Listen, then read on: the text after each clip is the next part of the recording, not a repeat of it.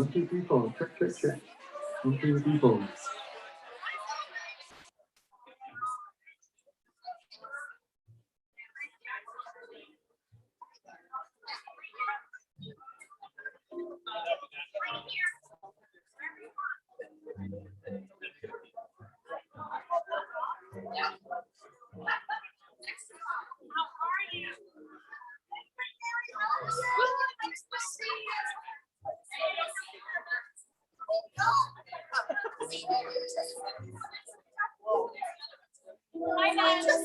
How are you? Very nice to meet you. Nice to meet you in person. These tables are for admin and student leaders, so wherever you want to sit. All right, thank you. Feel comfortable.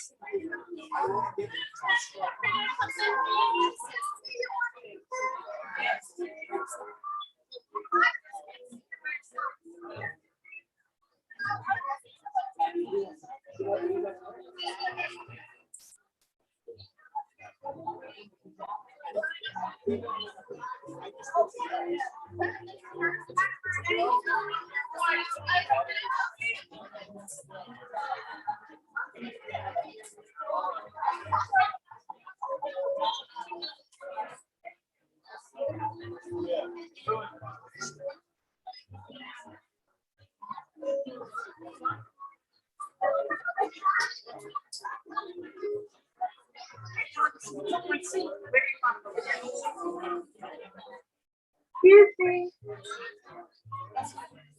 I'm going to start singing if you don't write it down. Hello. Could I have all the 2021 recipients up here and the 2020 recipients right here? We need to do a photo. Now,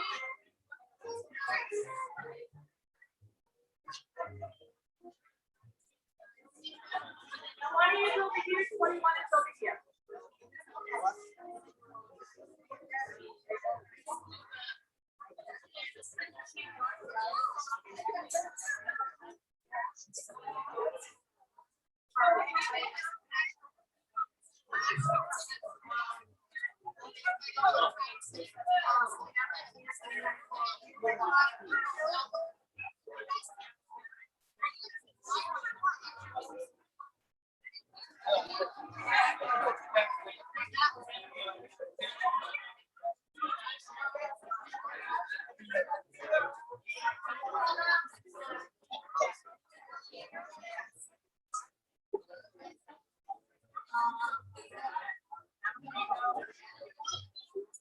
Donna Raposa, could you come to the front of the building?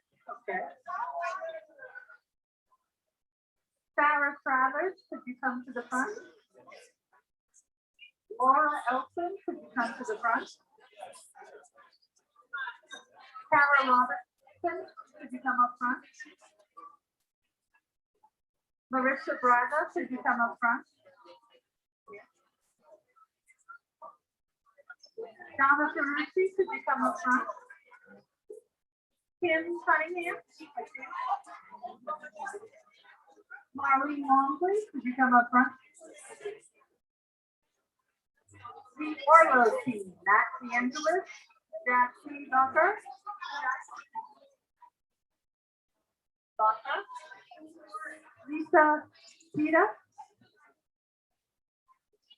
I said not. Oh, Jayden, is Jayden here? Is Jayden here? No. Okay.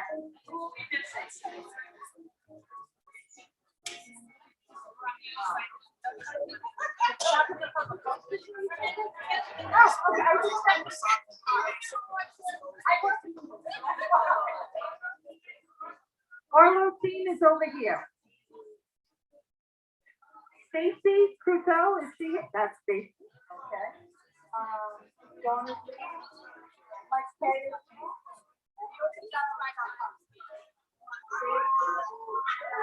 What's that? Carol Mitchell? No.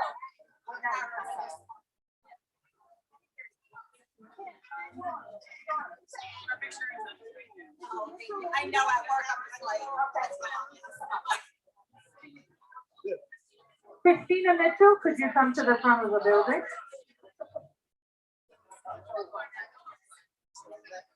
Okay.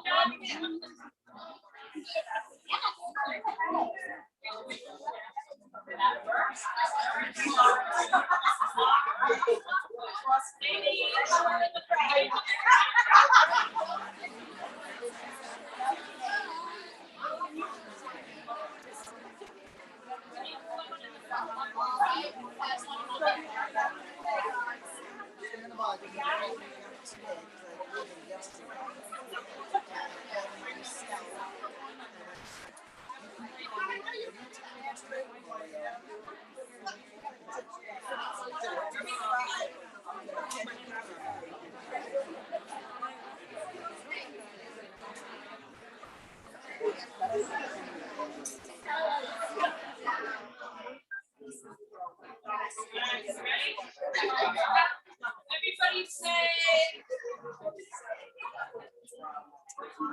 1, 2, 3, Oh, yeah. Yeah. That was great.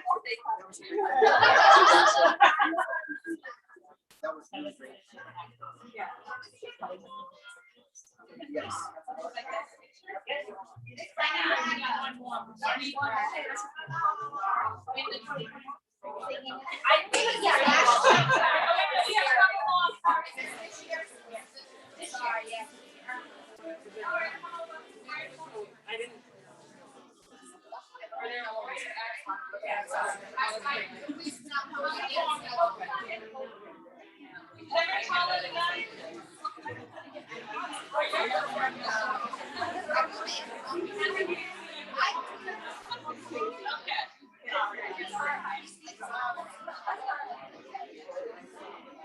everybody 1, 2, 3,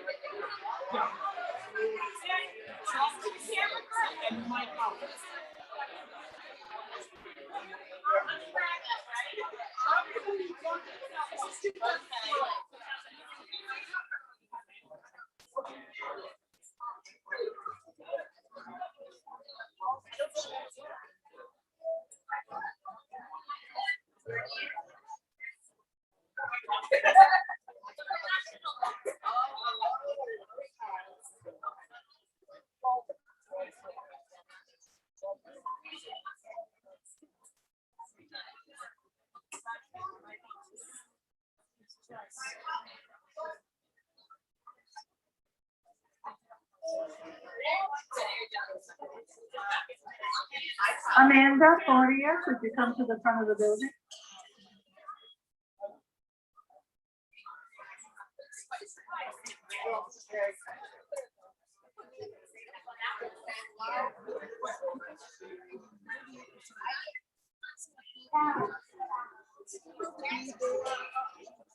You go.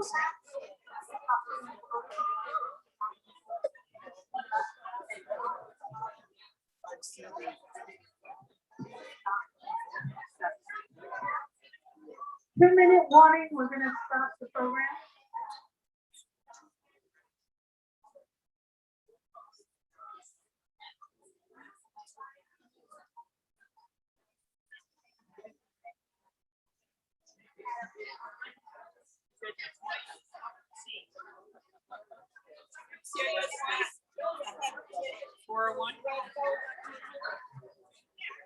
What?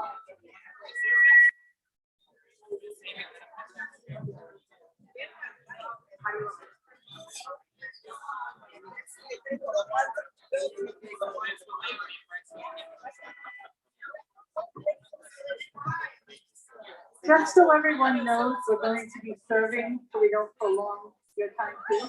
So they're gonna start putting the sodas on the table and the soup and salad.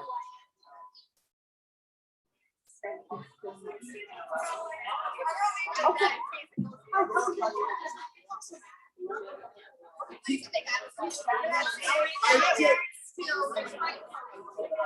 I need it.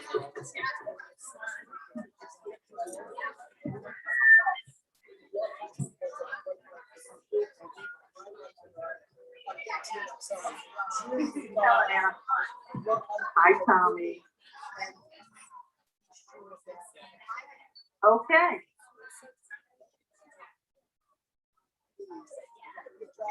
Wait a minute, what?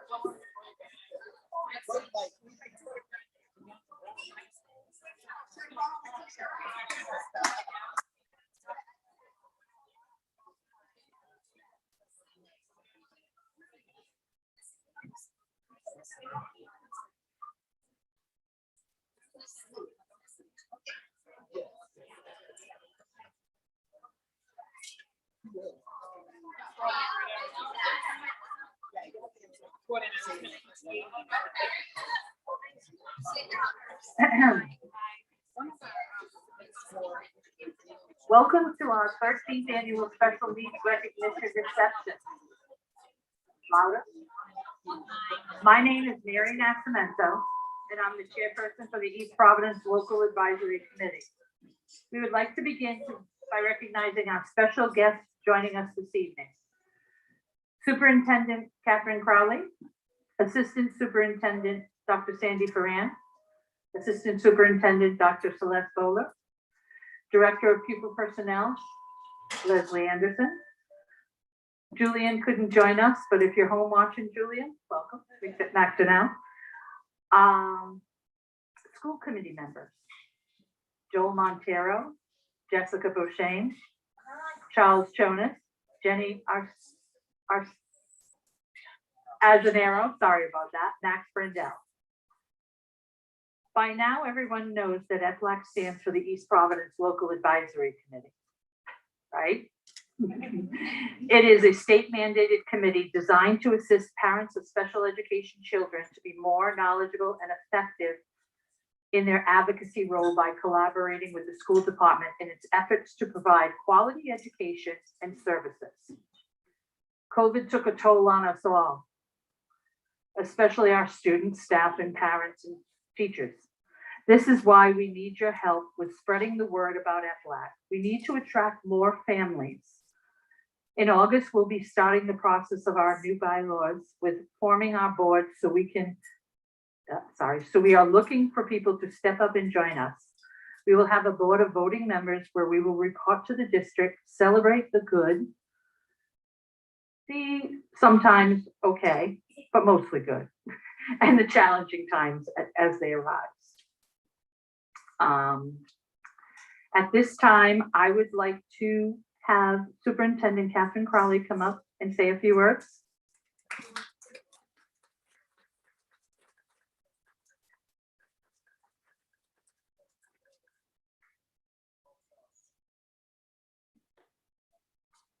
I don't know about you, but I'm glad to all see you in person this evening. It's very nice to be able to have this social interaction again, isn't it? So good evening, students, parents, and staff. I am most honored to be with you here this evening. As an educator and as a superintendent of schools, it is most gratifying to join in a celebration of successes and good work. If things were not already challenging enough, the past year has put us all to the test. How were we as a staff to provide for our students when we could not even be with our students? That is not the way education is supposed to work. Teachers thrive on the face-to-face interaction with their students. Students respond so positively to being in classrooms with their teachers and fellow students. All of that was taken away from us this past year. But this evening, we are here to celebrate just how well you all, students and teachers and staff, were able to overcome all of the obstacles the pandemic created. And while we honor students and teachers and staff, we must not forget the real heroes beyond much of our successes. That's your parents. So I think we should give all parents here a huge round of applause for getting through this year as well.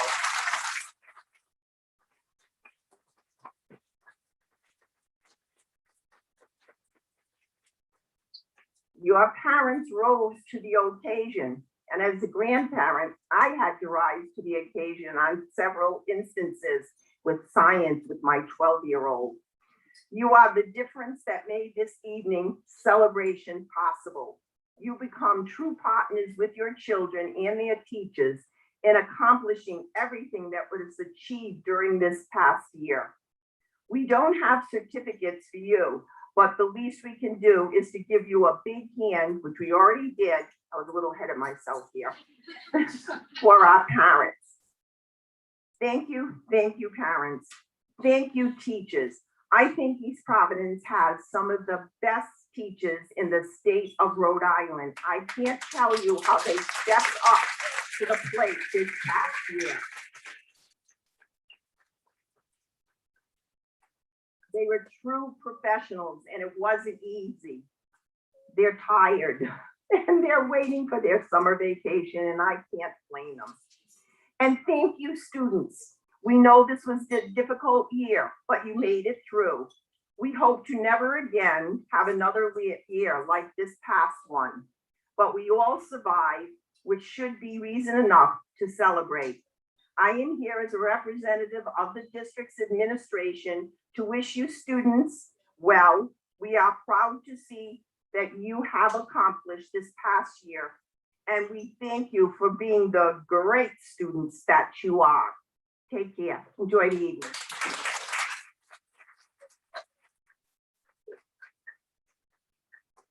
Thank you, Superintendent Crowley. Now I would like to have our Director of Pupil Personnel, Leslie Anderson, come up. Leslie is a strong supporter of the EPLAC committee. She attends our meetings, provides updates, and lets everyone know her door is always open. And speaking from experience, I know that is true. Leslie, will you please say a few words?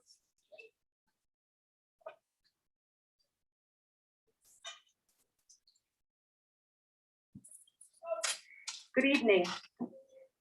The annual EPLAC Recognitions Awards ceremony is a much anticipated and time-honored tradition in East Providence School Department, and it is my honor to be with you tonight.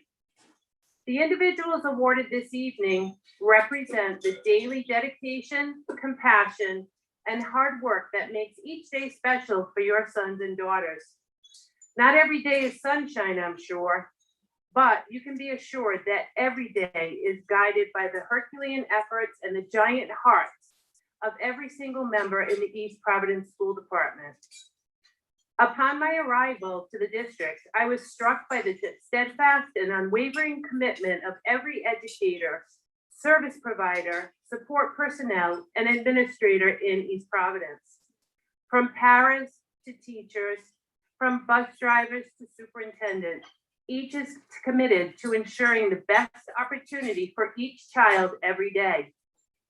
Tonight, we honor those who by their daily interactions have exhibited the excellence we strive for as we serve the families of East Providence. I know the selection of these annual recognitions does not come easily to the committee, as so many worthy nominees are named each year.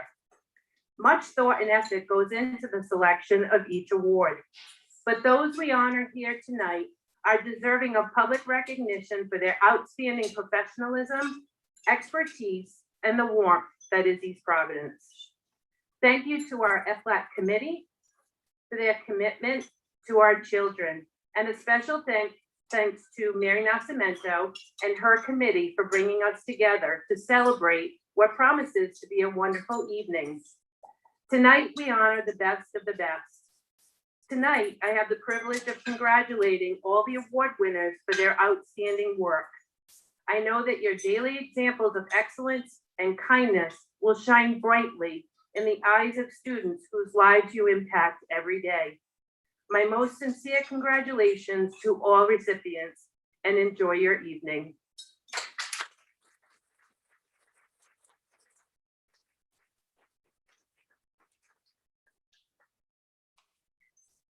Thank you, Leslie. Tonight we have the honor to have Steve Rossingham with us this evening. Steve is a resident cartoonist at Hasbro Children's Hospital and the creator of the famous Goodnight Lights. Recently, the East Providence community rallied together to organize one of the largest Goodnight Lights yet in honor of our own Blake Costa, who sadly we lost last year to a brain tumor. Steve is here with us tonight to share more about the magnificent event and how art can bring individuals of all abilities levels together. Without further ado, Steve, could you come up to the podium?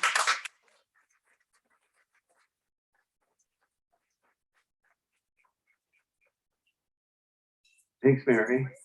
And thank you to EPLAC and everyone that is involved in deciding I was a good person to speak here tonight. I want to congratulate the students and the teachers. We all know this was a crazy year for an educational oriented organization. And sounds like, and I see the evidence, you guys came through with flying colors. And I am happy to be here amongst people that can actually see each other's faces as we have this dinner of recognition. I want to tell you a little bit about what I do and how I got to it. I am an East Providence guy, grew up on Juniper Street in front of the Ice House, went to East Providence High School, and because I was a college-bound student, allegedly, I was not allowed to take art, which was a strange thing, especially in my senior year when I was voted most artistic by the students that knew me. It was a real surprise to my art teachers that I existed. But I went to a good school, and a school that made it clear to me that I wasn't going to be an engineer as I thought it was going to be within the first few months of being at school, but I ended up in a track of art, and that turned into a career pretty quickly after I got out of college. After working for some newspapers, I started volunteering at Hasbro Children's Hospital, where I am the resident cartoonist.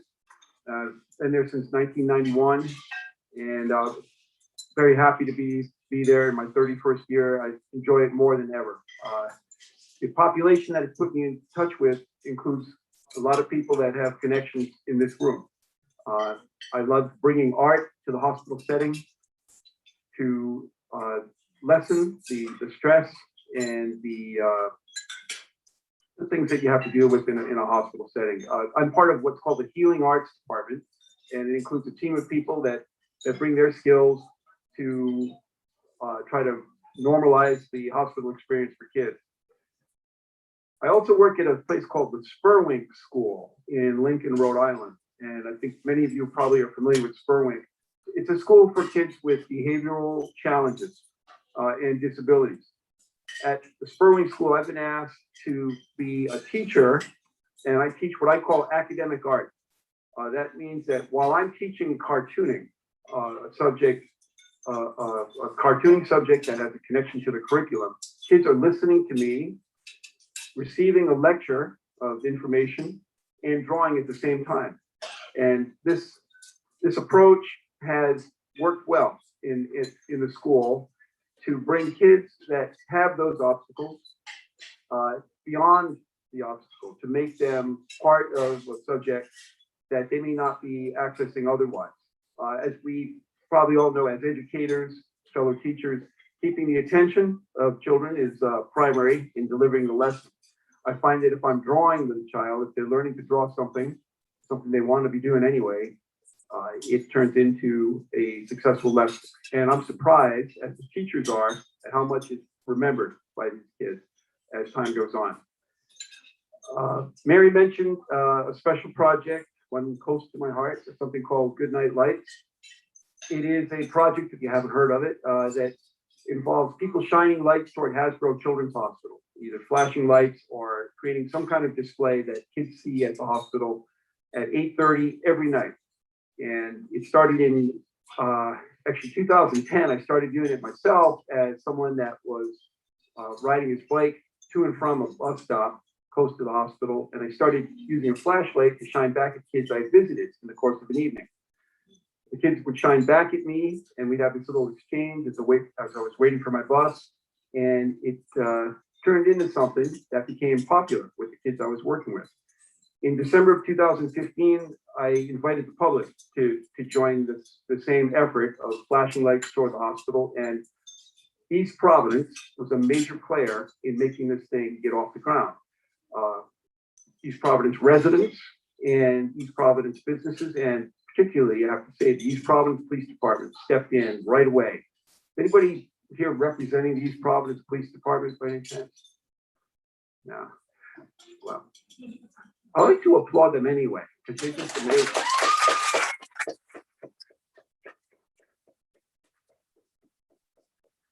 So the story there is, as I was coming up with this idea, working on this idea for Goodnight Lights, I ran into the chief of police at the time, Chris Barella, at East Providence City Hall. I was there doing some record research, and I saw a man I thought I recognized, someone I knew from Bristol, which is where I live now, who had worked in a different capacity there. And I recognized, I said, wow, that's a nice badge they gave you there, Chris. It's #1 badge, chief of police. And after our little reunion, he said, if I could ever do anything for you, let me know. You know, that's the kind of thing that you hear from an old friend. Well, in 2015, I gave him a call. I said, hey, remember you mentioned doing something for me when I needed you? He said, I'm starting a project, and I was hoping that the East Providence Police Department could become part of it. If you could send one cruiser to the overlook on the bike path, have them point toward Hasbro Children's Hospital at 8:30, just turn the lights on, I think it would be really cool. I think kids would appreciate it. I said, okay, you know what? Let me see what I can do. No promises. So the night that he designated to be the first one that there would be a display from the EPPD, I was in the hospital waiting patiently for 8:30 to strike on my cell phone. And when 8:30 came, I counted 11 cruisers on the parkway. It was incredible. A necklace of red and blue lights flashing, white lights flashing. I couldn't believe what I was seeing in the river reflected the display. It's a long way from the hospital, but you wouldn't believe what it looks like from the hospital. The next day I called Chief Barella, and I said, that was amazing. That was an incredible thing that you did, but Chief, do you think you may hear something from the citizenry about sending that many vehicles, you know, to the parkway for a display like that? He said, don't you worry about it. And we're in for the long haul. And since then, this is 5+ years now, Wednesday night, I can count on it. When I tell the kids that I'm visiting at the hospital, it's going to be something cool across that river tonight at 8:30. You need to watch. They were there last night. They're always there. So that's what the East Providence Police Department has meant to this project. When it comes to the subject of inclusion and art, I believe that Goodnight Lights itself is a form of public art, and it brings out the best in people who are trying to do something to help kids going through a tough time. I think there's a common theme with what EPLAC is doing here. We're trying to bring kids along, give them the best chance to make the most of the time, their educational time, certainly. At the hospital, I'm trying to give kids the best chance to have a good time as much as you can while you're in the hospital. And some of these visits can be long ones. We mentioned our departed friend, Blake Coffman, who was a remarkable little boy. And I had a family connection with his family prior to his history of treatment at the hospital. But this was a kid who, when he was old enough to pick up a flashlight, he was pointing it at the window because he knew something cool was going to be happening out there. His parents encouraged him every night to be part of this display. And the display that occurred 2 weeks ago, was anybody here part of the display that occurred 2 weeks ago for Blake? Now, where were you? You should have been there. God, it was absolutely incredible. The estimate for first responder vehicles that participated is at least 250. That's real, by the way.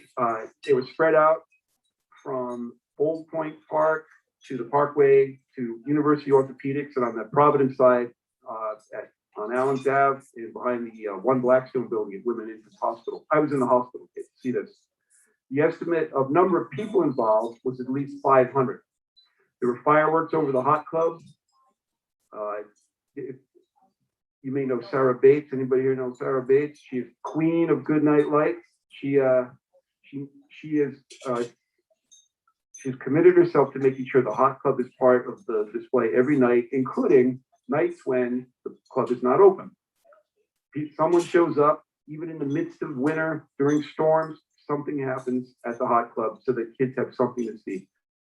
And on the night of Blake's event, there were fireworks, which are always very popular at the hospital.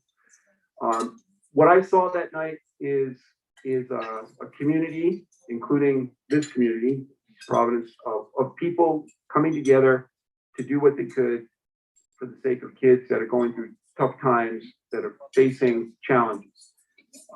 It's a wonderful thing to witness, and it makes me feel like a kid myself every time I see it from the windows of that hospital. If you've never done it, if you've never participated, I want to encourage you to give it a shot because you'll feel good after 5 minutes of flashing toward that hospital. You'll know that something good has occurred here and that you created a positive memory for someone going through a tough time. I had asked Mary if she'd like me to do a quick demo of what the work that I do. Yeah. Don't mind at all. Do that. I'll just grab that there. What I'd like to do is teach you a character that I teach often in the school setting and the hospital setting. My approach to cartooning is something I call cartoonograms. We use letters of the alphabet to draw cartoon characters. This is the most inclusive method I personally have ever come across when it comes to drawing. If a child knows the alphabet or is even learning the alphabet or has some feel for the alphabet, this method will help them to learn to draw. And once a kid feels the thrill of learning to draw something, they want to do it again. And it empowers them. That's the word most often used. Probably a word you guys use a lot too.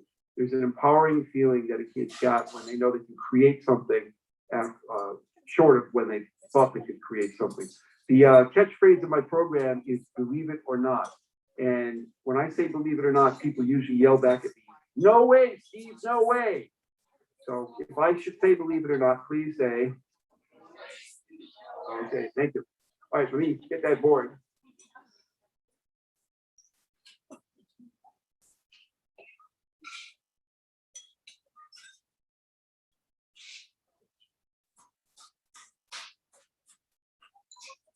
So is anyone here ever drawn with me before in a classroom setting or any setting? Yes? Okay. All right. So don't reveal the surprise on this drawing, please. Okay.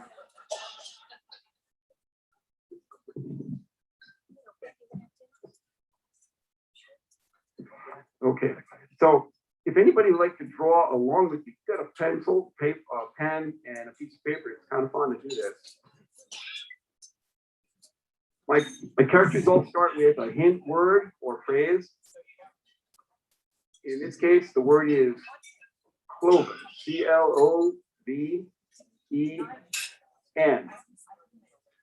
Now, if you could pretend right now that you are a kid, even in the hospital setting or maybe in the school setting, it doesn't believe that they could do something, that art is not something that could be approachable because it's not something that they feel like they've got the skills for, the natural talent for. You're that kid, but you know the alphabet. So I'm going to help you along here. We're going to use each letter in this word, which is a real word. It means something that's split in half, to draw this character. We're going to begin in the middle of our paper or our board with the letter O and a thick letter C inside it. I'm not telling you what you're drawing, if you are drawing with me, because I'd like you to be surprised. This is also part of my method. If I can surprise someone into believing they can do something that they didn't think they could do, it tends to have more impact. The method allows for the use of a letter more than once. There's another one. So these two have been used. And then two N's will be used over those O's. So obviously some kind of face is shaping up here. We get eyes and eyebrows. A letter V used sideways. That's okay. You can use sideways letters in my method.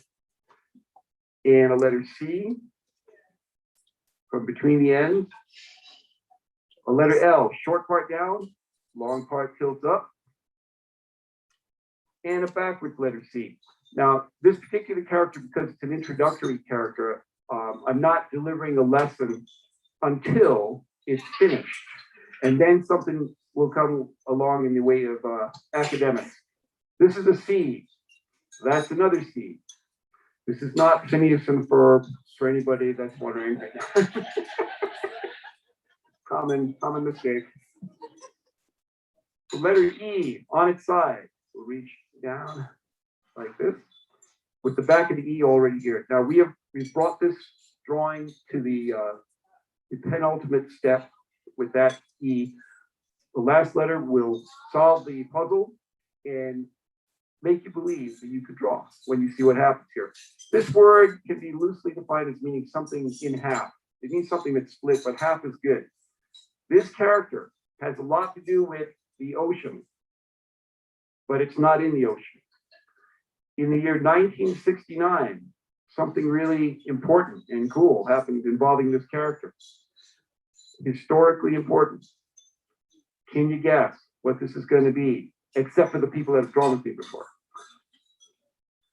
All right, this is the point where students don't think they know what's going to be. And I say, okay, one more letter, start here. Wrap it all the way around. And you should have a move. So at this point, with this character, I go back over the hints. I reinforce that the word cloven means something that's in half. This is approximately half a moon with a face on it. That word becomes part of a student's vocabulary. The moon has something to do with the ocean. What's it have to do with the ocean? It controls the tides. A little bit of science mixed in there. And some history. In 1969, the first moon landing occurred, Apollo 11, and the guy that walked on the moon was Neil Armstrong, which is another nice little touch. You could add that. So by drawing this simple character, which gets a kid excited about this method that could lead to bigger and better things, and it does, I can also drop some info in there, and it stays. It stays with the kid. Even a kid that's struggling maybe with the conventional academic approach to things. This works really well. And it works at the hospital, works at Spurwink, works wherever I did it. So that's what Cartoonograms are all about. And that's kind of the primary foundation of what I'm doing for the work. The main reason why I'm doing this is trying to bring kids into that world of art, giving them something that they can walk away with that makes them feel like they could do something they didn't think they could do. I believe that I'm in good company when it comes to the people here, the educators that are doing the same kind of work, maybe not with art and cartoons, but with other things out there. And the students themselves, I sense based on the honors that they're receiving tonight, that they realize that they can get beyond what they thought they could do. And I congratulate you once again for that. I have concluded my speech, believe it or not. Thank you. Hey, if anybody's got any questions for me, I'm going to linger around while things are happening, and I'd love to answer questions after the program is done. Thank you very much.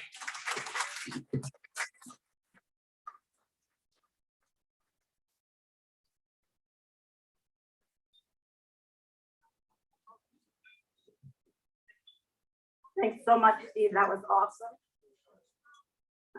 I have the honor of introducing our next speaker this evening, and I'm just going to read a little something that she wrote in a book about herself.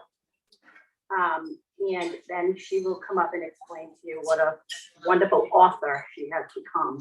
And we're so proud of all of the things that she's done. So my name is Abigail Baudry, and I have autism. I wrote this book to give a glimpse of what it is like for me growing up with autism and how I felt invisible each day. Each day continues to bring me new adventures and challenges, but I just keep striving to overcome it all in my own unique way. I wrote this book to inspire others like me who have autism, and to inspire others and sometimes just felt like I did, invisible. I want you all to know you are special and amazing, just the way you are, and I see you. So just continue to do your best, because that is the best you can do. You are like a butterfly, so spread your beautiful wings and fly. I hope my story can help bring understanding, awareness, and acceptance that no matter who we are or what struggles we have, we will all just want to be included and accepted. When it comes down to it, we just want to be a friend and have a friend. Welcome, Abby.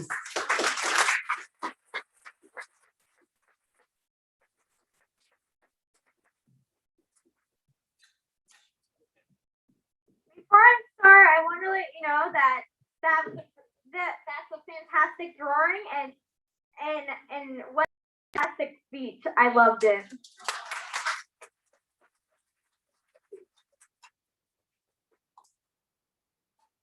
Hello, my name is Abigail Baudry, and I hope you do not mind if I read from my notes.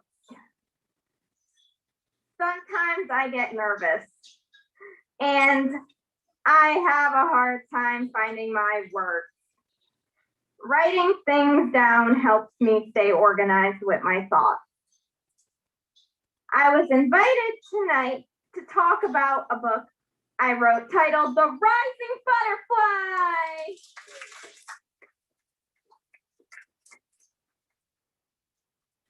It is my true life story that gives a glimpse of the struggles I had faced growing up with autism. I felt invisible, and this was scary to me. It was like being trapped in a box. I wanted to be accepted. I wanted to be liked. I wanted to be included, and I wanted to have friends. My senior year in high school, there was a competition play I auditioned for. The idea of the play was how society expects us to be perfect, but trying to live up to society's ideas is difficult. For the audition, our theater teacher wanted us to write a true life monologue about ourselves, and he wanted us to be vulnerable.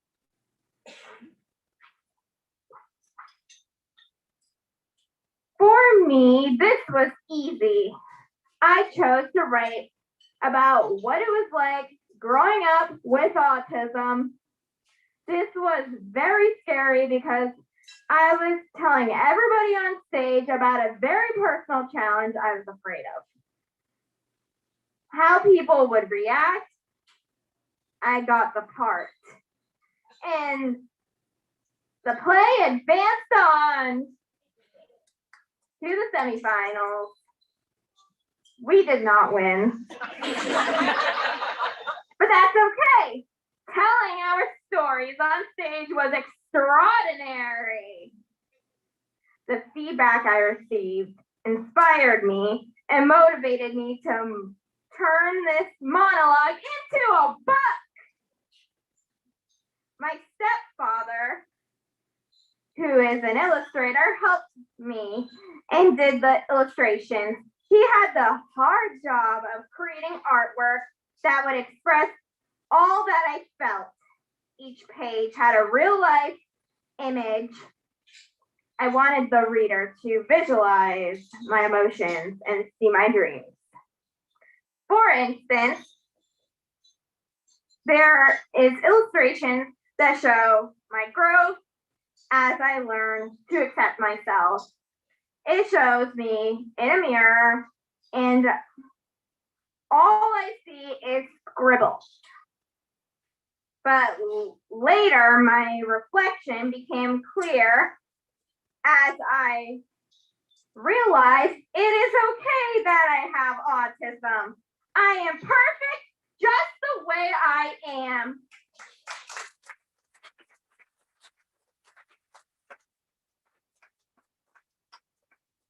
Another illustration in the book showed posters on the wall in my bedroom with my to-do list.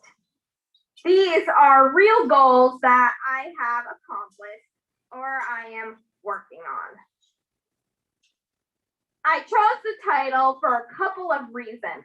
One, because butterflies go through a physical, external change that makes them into beautiful butterflies that can spread their wings and fly.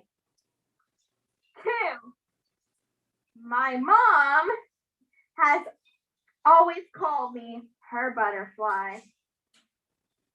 So the nickname was just a perfect way to describe my growth and changed in the book. After writing this book, I began doing book signings and visiting schools and reading to children. Then COVID hit.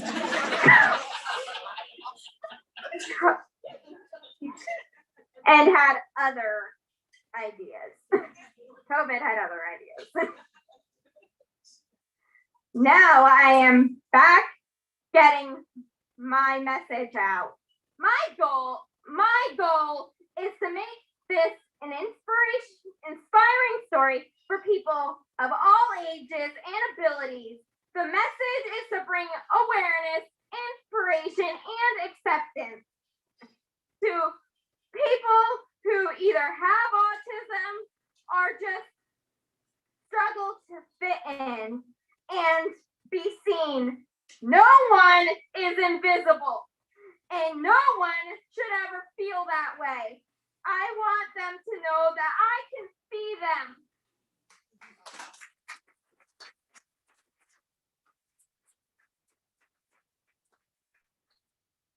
I also didn't want anyone to feel like they could not do something because they had a different ability.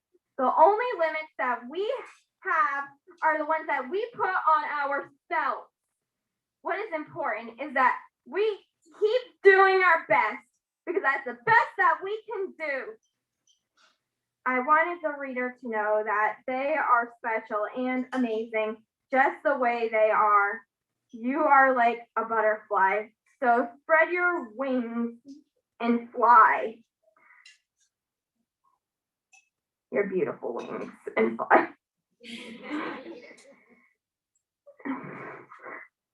I have had many people who supported me and guided me. Teachers, aides, school counselors, speech therapists, and physical therapists, nurse, the list goes on forever.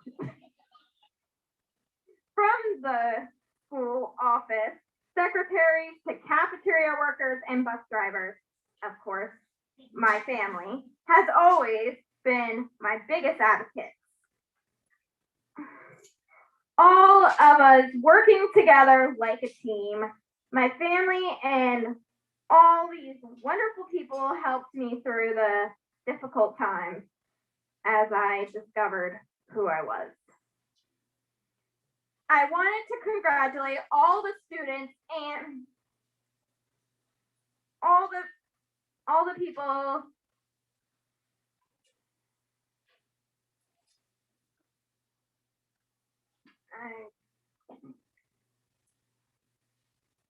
I wanted to humbly thank you all and Mrs. Rebello for inviting me to this beautiful, wonderful event to talk about my book and spread my message. I thank my family for being here as my cheerleaders. It is all this positive support that has made me who I am today. I am a butterfly.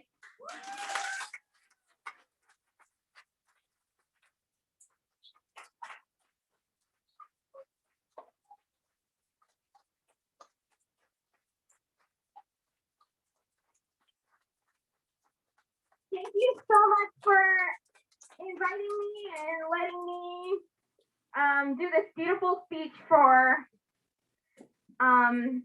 everyone here. You're all beautiful.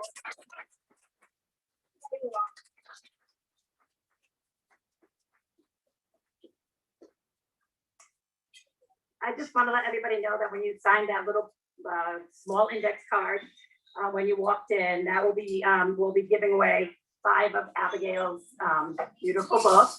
You can buy them on Amazon. And you can buy them on Amazon.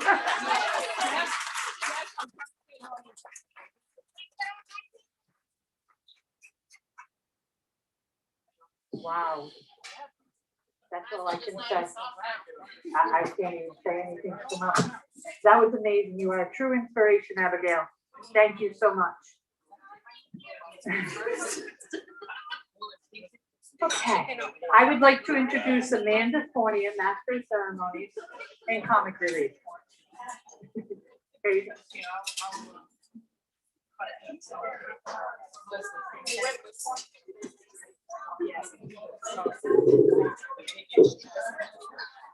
Hey everyone. Yay, we're in person. This is so exciting to see everybody's face. So much better than where we had our recognition award ceremony last year. I don't know about anybody else, but I was in my basement alone, like a dungeon. You laugh because you know it's true. This recognition program is designed to identify those individuals or programs that are providing consistently outstanding services to advance the success of students with special needs, especially in the areas of inclusion. Through their hard work and dedication, students were provided with opportunities that promote self-determination, interdependence, and meaningful learning. It is our honor to share their story with others and celebrate their commitment to the students of East Providence. That was blocking my face. Before we get started with our 2021 program, we need to take care of some 2020 business. So last year, due to COVID, as we already mentioned, we had a virtual event where we recognized our recipients. Many of those recipients are here tonight, and we owe you awards. When I call your name, if you could please come forward, accept your reward from last year, and bask in the applause that you missed out on last year. This is your time. Let's go. First up, we have Dawn Atone from White House.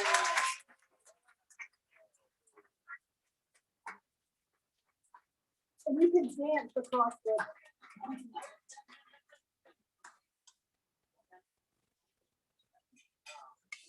the. Congratulations.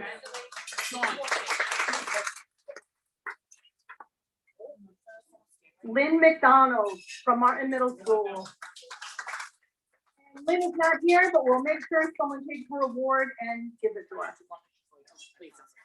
Stacy Cruto from Kent Heights.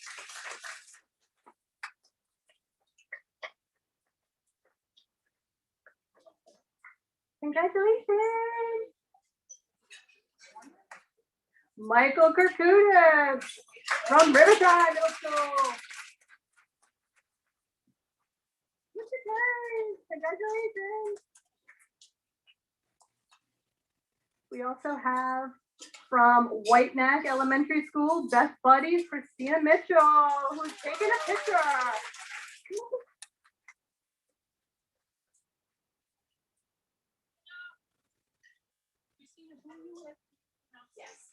Oh, yes. Go ahead. I'm not afraid of a microphone. I just like to say I don't run this program alone. I run it with three other girls, myself, Lisa McKinnon, who is very pregnant, Raquel Menendez, and Rebecca Winslow. Madeira. So we thank everybody. We love the program.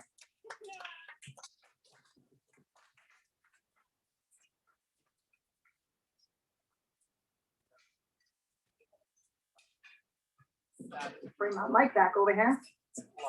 Next, we have Jalen Out, Community Resource. Jalen!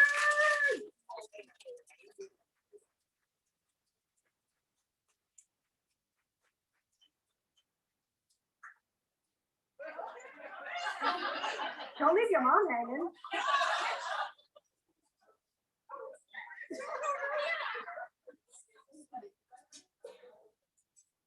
In March of 2020, our community experienced the unexpected loss of educator Carla Mitchell. In her memory, EPLAC created the Carla Mitchell Hero Award to honor Carla's memory and spirit. I'd like to present the 2020 Hero Award to the Midgley family. You come up, John.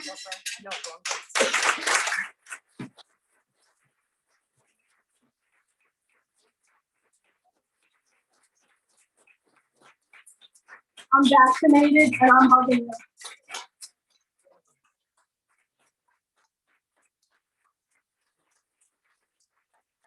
Thank you so much for sharing her with us. We're better for having her. Thank you.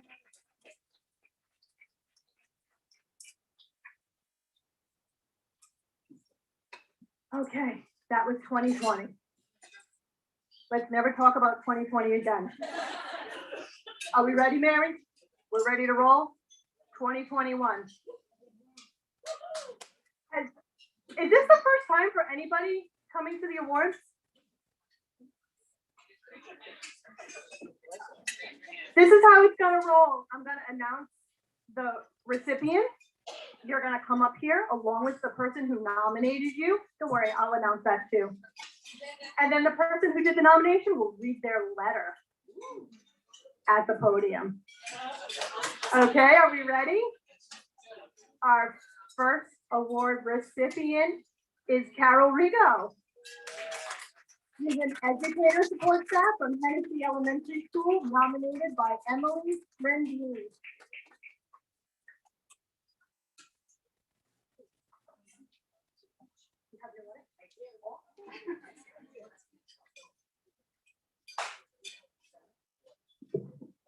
Carol Rigo is a veteran teacher and leader in our building.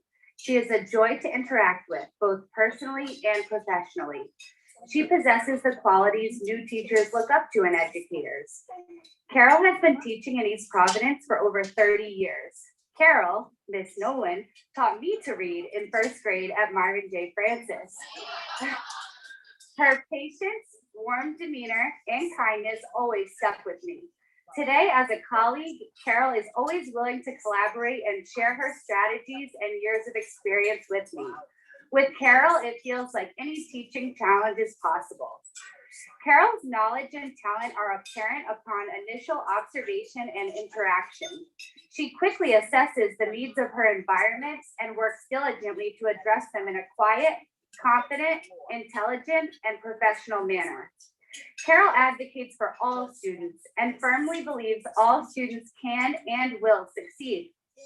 She rearranges her schedule as necessary and makes student accommodations inside and outside of the classroom.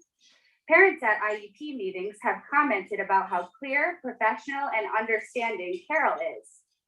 Last year, when the pandemic began, Carol shifted her entire teaching methodology to host live meetings with students each day on Google Meet to continue their IEP goals. She continues to teach virtually and in person simultaneously this year.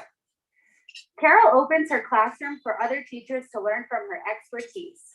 Last year, while pursuing my master's in literacy, Carol allowed me to observe a reading lesson with a small group of students. Carol has a dynamic style of teaching reading that captivates her students as she weaves best practices from Orton Gillingham and Wilson reading. From what I observed, she plans and implements lessons that assess prior knowledge, integrate technology, utilize team building, provide for hands-on experiences, and assess the students' learning through the use of a variety of assessment techniques. Mrs. Rigo's work does not stop when the school day ends. She is on the Tier 2 behavior support team, where she consults with classroom teachers on ways to best support struggling students and helps create and put into place behavior interventions. These consistent behavior supports are essential for the success of students with emotional or behavioral differences in the general education environment, and this helps to establish high expectations throughout the school community as a whole. I hope to be a teacher like Carol, to make everyone who interacts with me feel special and heard. It is with great pleasure that I nominate Carol Rigo as an outstanding East Providence special educator.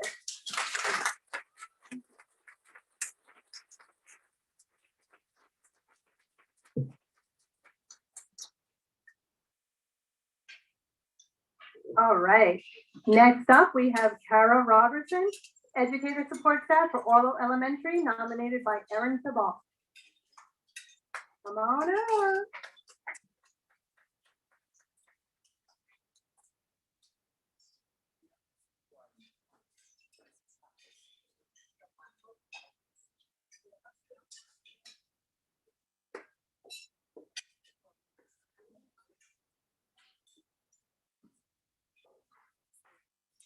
I would like to nominate Kyra Robertson, paraprofessional at the Orlo Avenue School for EPLAC's Recognition Night. I teach first grade with 20 students, 5 of which have IEPs and 3 that are MLL. I am grateful to spend part of my day working beside Kyra because I'm able to see the direct impact she has on inclusion with younger students.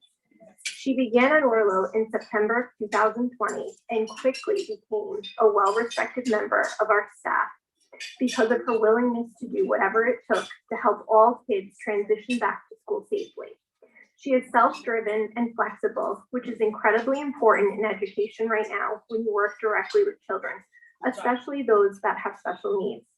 Before students even arrived in school, Kyra was hard at work helping teachers create classroom spaces that were organized, inviting, and safe for all students to learn and spend time with their peers while following social distancing guidelines.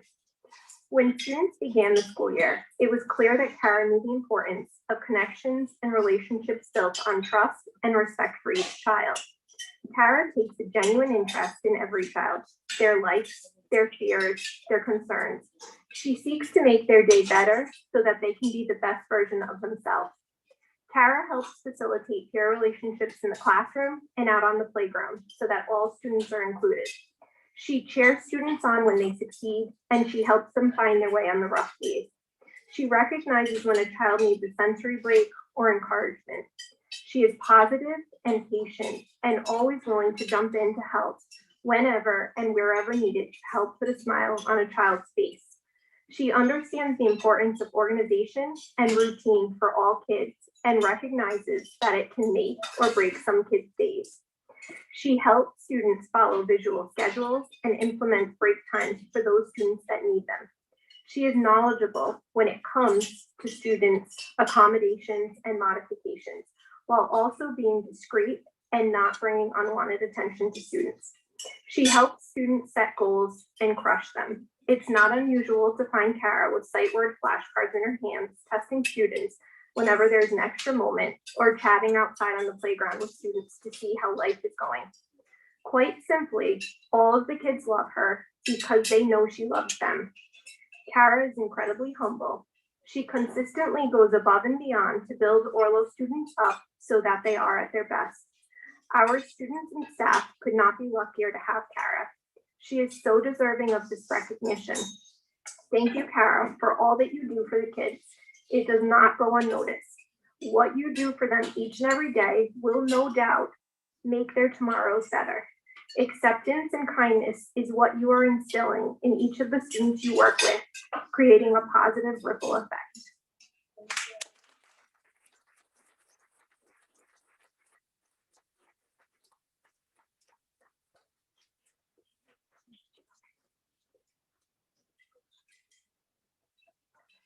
Next, I would like to call up Donna Raposa, educator support staff from Riverside Middle School, nominated by Robert Perry.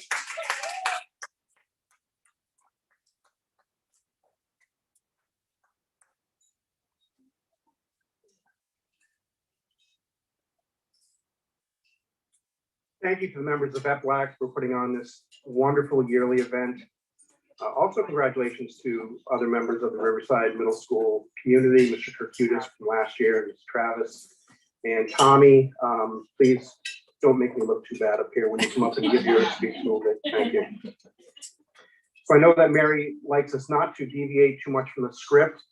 I did want to tell you, Donna, that I mentioned to one of the department coordinators that I would be coming here tonight to honor you, and they suggested that they were also going to contact the Pope to suggest that you become a saint for putting up with me over the last 3 years.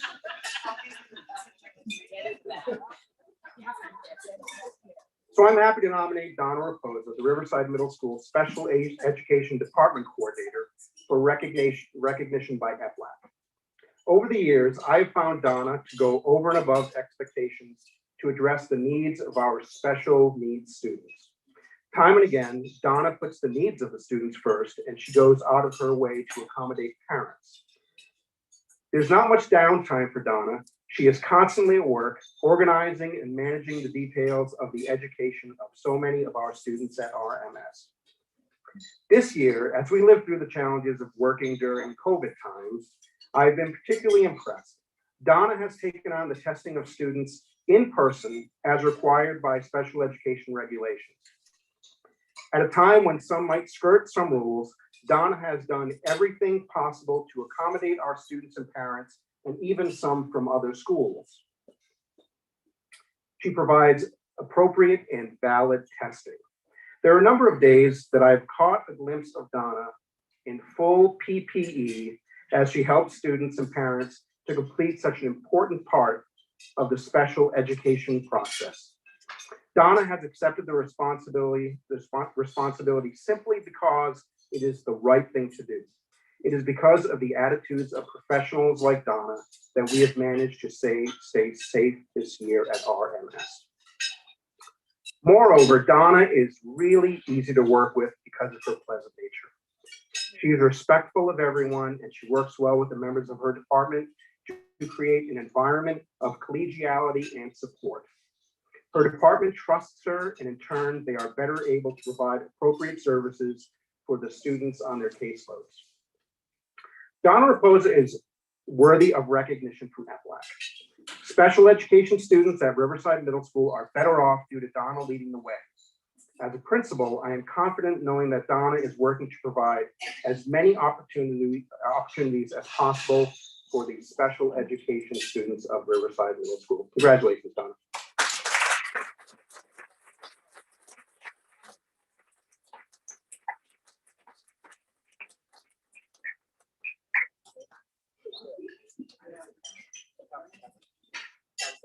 Next, we have Marissa Braga, educator support staff, Martin Middle School, nominated by Mary Stell and team. Ooh, ladies in the back.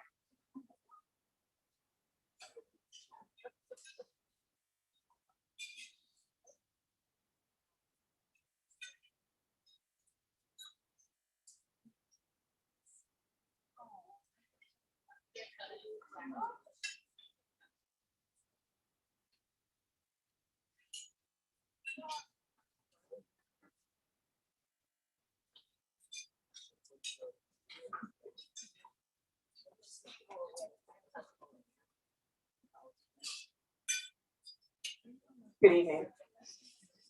It takes a committed and dedicated person to make an impact on students, especially in their first year in the building. Marissa is that person. As a team, we feel that she goes above and beyond in her job and daily expectations. During these unprecedented times, it has been a challenge for all educators to stay motivated and keep students engaged in learning in person and virtually. Marissa has continued to excel in this area. She goes out of her way to develop and maintain relationships with her students and cares about them as people. She is kind and patient and is always there to help any students in the classes that she attends. Sorry, I'm not. She makes time to work with individual students. If there is no time during class, she makes time after school to help them finish work. She's aware of classroom rules and expectations and helps to maintain high standards for learning and behavior. She's observant and notices when kids are upset or in need. She recognizes when students need a break or when they need help. She also keeps detailed notes on assignments and missing work and helps to support students in getting those things done. She is a team player and is willing to learn new things and offer her experience and expertise to help the students work to their full potential. We could not have asked for a better coworker or friend to make our days a little brighter and I hear a little happier. Without a doubt, we feel that she is deserving of recognition for a job well done and for her compassion and dedication to her students and the staff here at Martin Middle School.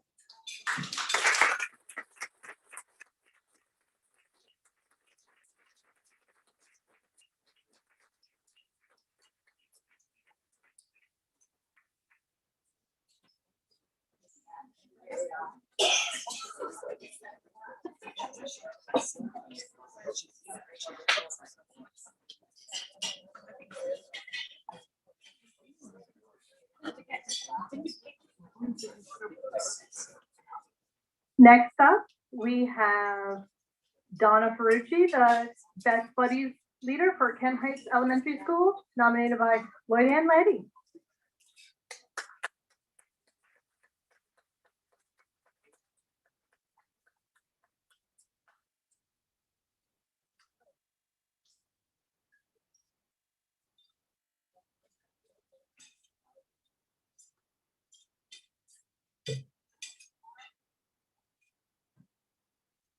Good evening, everyone. Congratulations to all the recipients tonight. I stand here to discuss our Best Buddies program at Kent Heights School.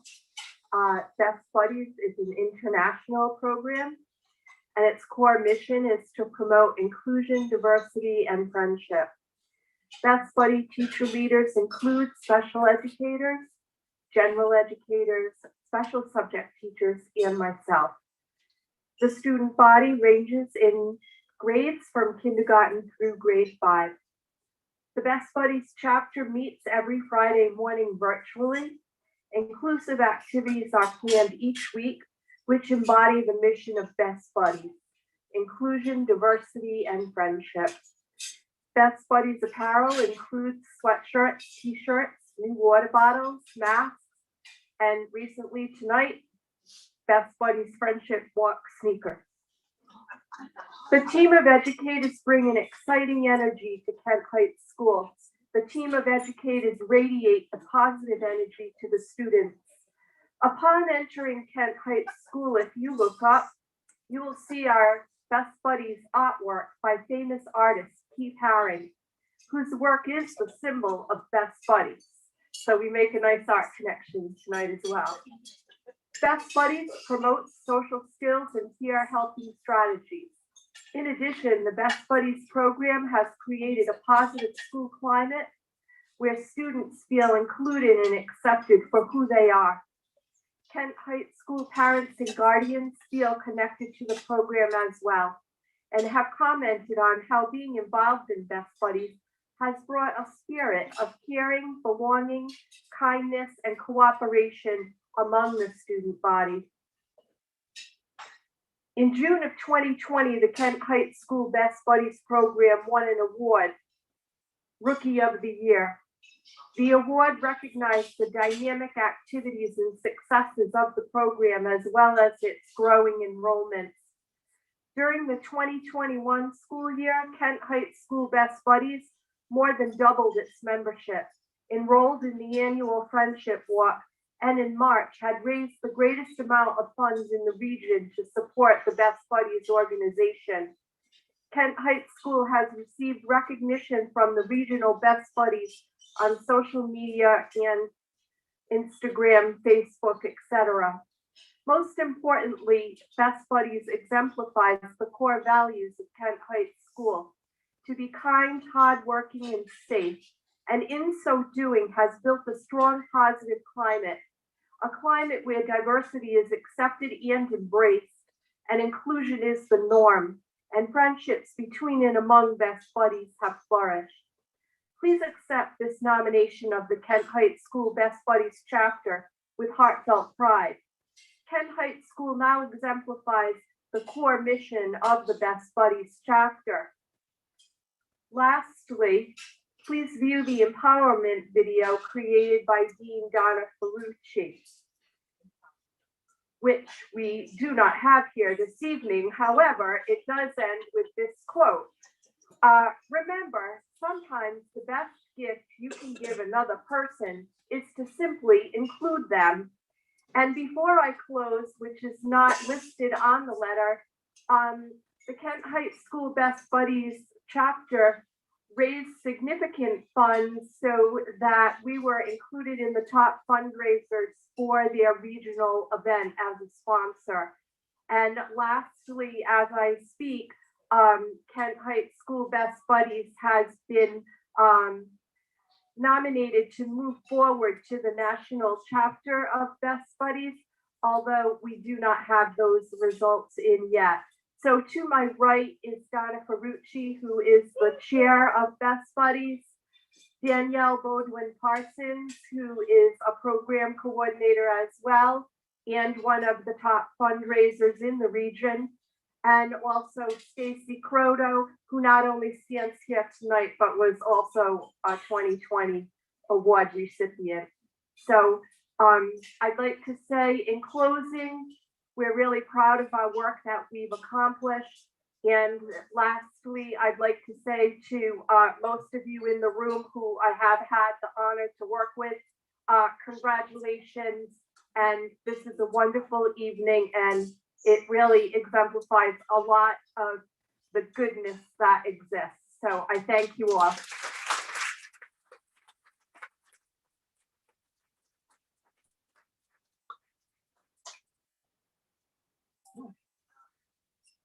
You ready, dude? All right, you're always ready. I love it, Tommy. Next up, Sarah Travis, Educator Support Staff from Riverside Middle School, nominated by Tommy Newman.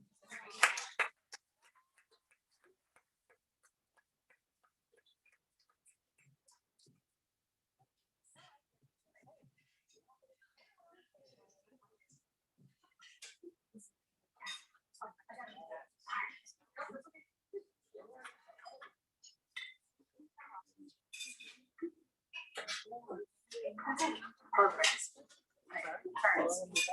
So look at everybody.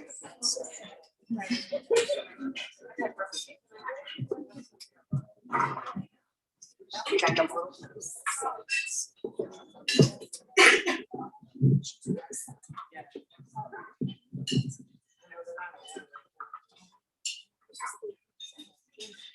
My name is Tommy Newman. I'm an 8th grade student at Orlo. I've had many challenges in my life due to having muscular dystrophy and being wheelchair bound I would like to nominate my science teacher, Mrs. Travis, for the EPLAC award. Since the beginning of the school year, she has always gone above and beyond for her students. Every Friday, we have a fun Kahoot to do. She gave us jobs to help us with staying engaged and participating more in her class. Mrs. Travis's class is that fun. It's that class that you smile, laugh, and learn. What's better than that? Her class is the last period of the day, and many days you'll find her staying after class to help anybody who needs it. Unfortunately, I do miss a lot of school due to pain or illness, and Miss Travis always emails me to make sure I'm okay. She'll also help me after school to catch up on my work. I hope you take my nomination into consideration, because she really deserves to be recognized.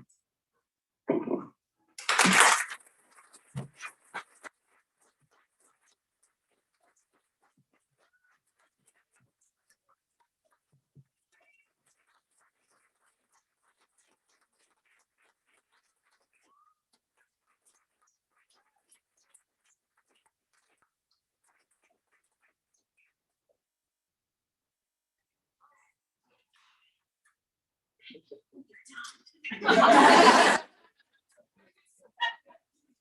Congratulations.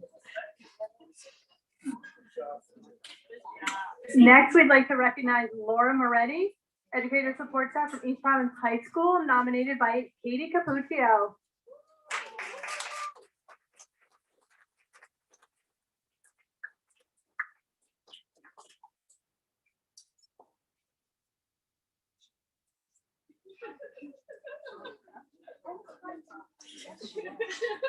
Like Katie.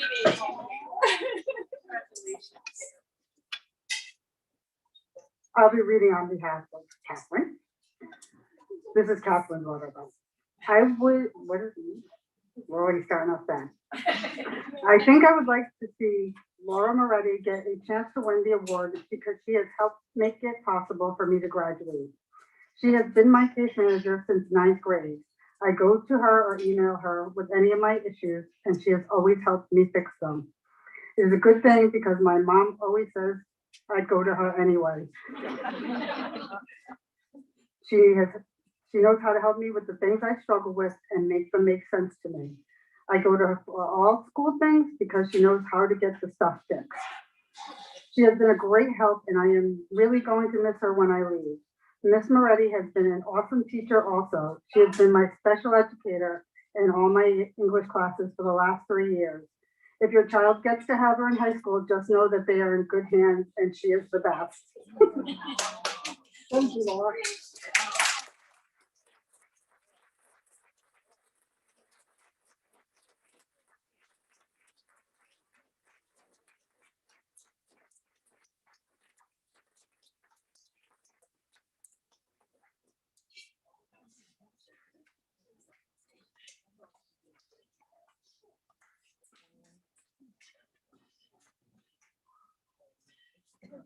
Mrs. Rebello. Good evening again. So I'm going to jump in right now. We had a couple of additional awards this year. Hopefully we won't have them in the future, but some of them at least. So this year, due to the pandemic and all of the craziness that we all went through, we decided to do a distance learning. We had several parents nominated through the distance learning. So I'm going to just talk a little bit about that. There is no doubt that East Providence is home to some of the most passionate, conscientious teachers and staff, always going above and beyond to meet the needs of students. Not often enough are those individuals recognized because of the qualities they have are so naturally a part of their everyday classroom culture. Being the best of the best is who they are, and it often goes unnoticed. And for those exact reasons, we are going to get these awards. This night allows us to bring these individuals to the forefront and celebrate their outstanding accomplishments. This year, as we all know, was like no other. Teachers and students were forced to deal with situations that were unique to all. Although lots of blood, sweat, and yes, tears were put into the opening of our school year, no one could truly have planned for the effect it would have on our students, especially our special education students and their families. Distance learning via technology was a solution we had no choice but to follow, and it was demanding and often difficult to sustain. Our students with differing abilities were definitely more affected by the lack of in-person support. Teachers went above and beyond on so many levels to ensure student success during these unprecedented times. But the social emotional toll was and continues to be real.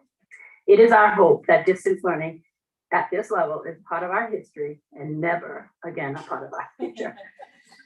This being said, we are proud to honor 2 teachers this evening and 1 team with this once in a lifetime, fingers crossed, Excellence in Distance Learning Award. These individuals, several of whom are regular education teachers, understood the heavy impact distance learning had on our special ed population and went the extra mile because of it. All of these nominations were submitted by parents or guardians of students. These awards are a true testament to inclusion and how it is to support individual student needs. It exemplifies best practice, and we do not thank these individuals enough. I would like to start by calling up Kim Cunningham. She was nominated by Nicole Nugent, who could not be here this evening, so Amanda Fournier will be her nomination.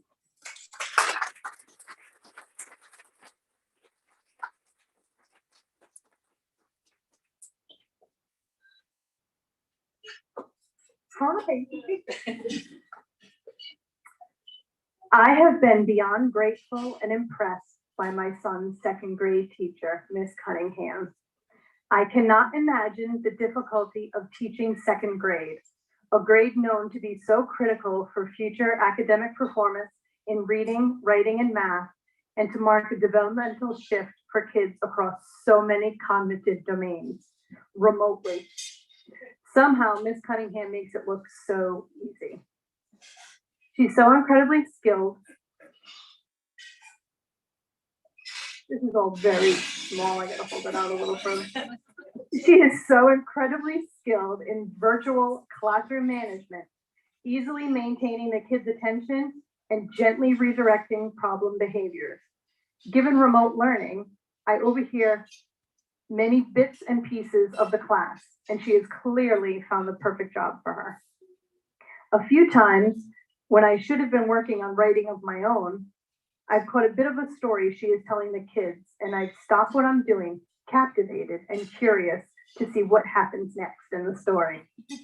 What's even better is she will pause and engage the kids as she goes, ensuring that they are not just listening, also thinking critically and developing all of the great reading and learning skills they will need in the years ahead. She's equally as skilled in teaching math, finding a way to focus on what kids are getting right while pushing them to work harder and learn more. Her students truly thrive in her classroom. Clearly looking forward to each of her meets and working hard to impress her with all they have learned. She somehow seems to monitor all of the children at once. That's tough. Able to engage them even without the countless in-person tools that a 2nd grade teacher usually gets to use when a student is upset or disengaged. She is the true exemplar of a gifted teacher. As a parent, it was an incredible relief and joy to have such a great teacher during an otherwise incredibly difficult time. I can't imagine what this fall would have been like without her. Thank you for your consideration, and please do not hesitate to reach out, because she'll tell you to your face how great Kim Cunningham is. Congratulations.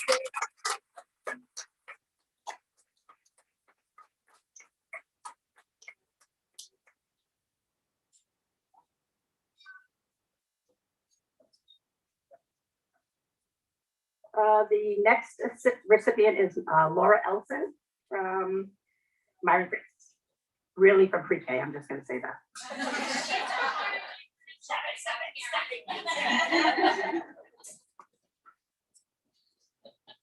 Oh, sorry, I'm sorry. And Mom, I'm so busy fighting with Miss Kyra. I mean, Scott. Mallory.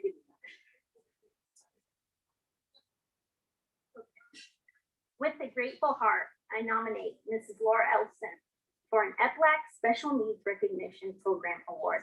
Mrs. Ellison is the kindergarten distance learning teacher at Francis, and my daughter Emily has the privilege of being a part of her class. Over the past 6 months at the time, Mrs. Ellison has gone above and beyond to accommodate my daughter and her individual learning needs. From the extra hour she has dedicated to Emily every week for months now, to work on math and writing skills, to the individualized Google Slides, worksheets, and instructional videos, she has been willing to do whatever it takes to provide Emily with accommodations that support her specific learning needs. For example, recently, I mentioned to Mrs. Ellison that I sometimes turn off the speakers while the children work in their Go Math books during the daily math meeting. My goal was to allow Emily an opportunity to work at her own pace without being distracted by others. My only reason for mentioning this was to let Mrs. Ellison know that if she called on Emily and she didn't respond, it was because we didn't hear her. Without missing a beat, Mrs. Ellison started pre-recording the Go Math portions of the daily math lesson and sending Emily to a breakout room when it was time to work in the math book. This accommodation allowed Emily the time and quiet that she needed without sacrificing instruction from her teacher or the ability to participate with the class at the beginning and end of the meeting. This is one of the many ways that Mrs. Ellison has accommodated my child. Even when it has meant more work for her, she has never hesitated to accommodate Emily. Her focus is always on the success of the student, and that focus knows no bounds. I could never write down all the ways that Mrs. Ellison has accommodated Emily in 500 words or less. Undoubtedly, she has spent hours creating content specifically to suit my daughter's needs, while also considering ways to support her becoming more independent. Before the school year started, I was worried that Emily's learning would suffer in a fully virtual environment, but just the opposite happened. My child with special needs is thriving and well supported in a fully virtual kindergarten classroom. While I know that Emily has worked hard to achieve everything that she has thus far, I firmly believe that Mrs. Ellison's level of commitment to Emily's learning has been a vital piece of the puzzle.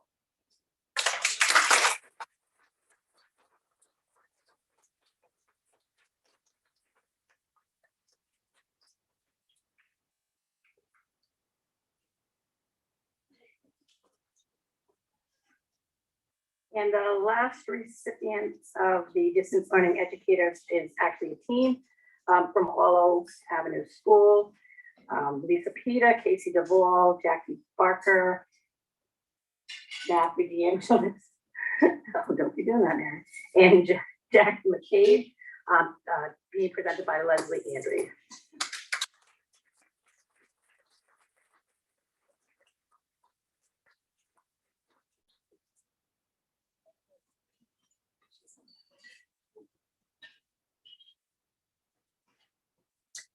For those who do know me, I'm also a teacher in the district, but this is a parent helper of my nephew.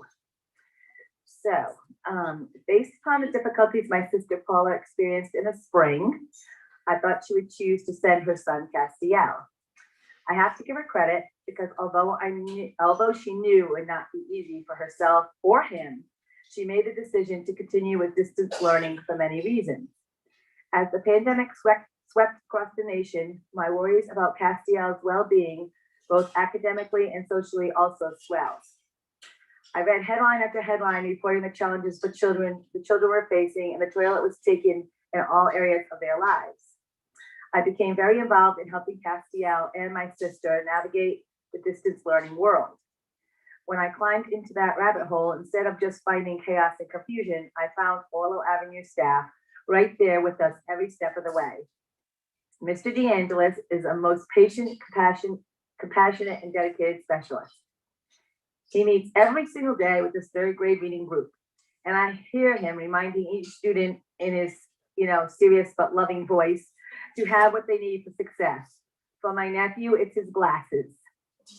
Mr. D has called my sister at home many times to remind him of meetings, to help brainstorm computer problems, and to just check in on her and Castiel. This year, Castiel's reading improved 6 levels, and he's now only 1 quarter behind. Both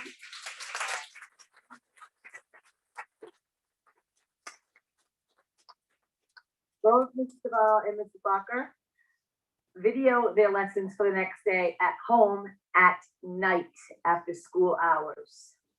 I know this because I can see in the background, and also because many times their own children are in the lesson giving tips and helping students along the way, and they're very sweet.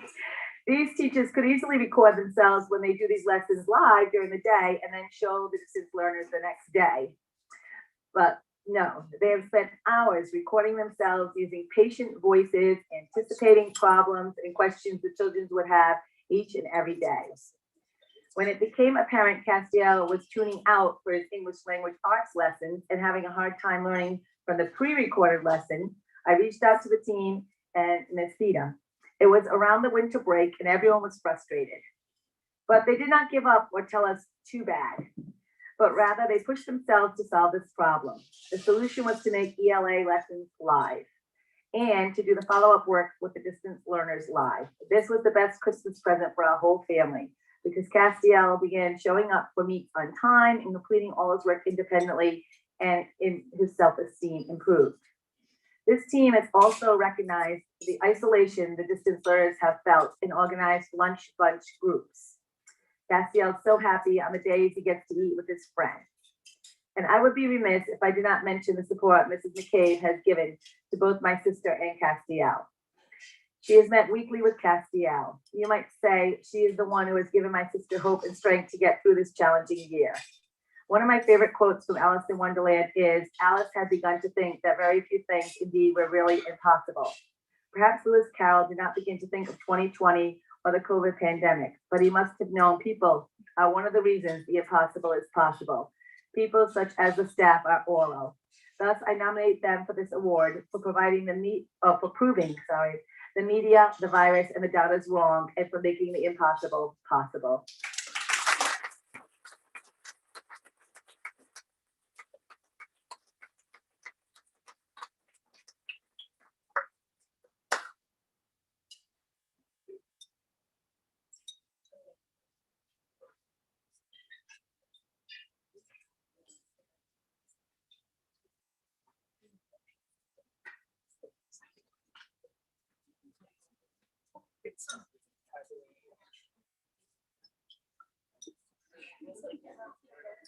So my one last thing for this evening, in previous years, we've received several nominations of staff members that have been past recipients of EPLAC award.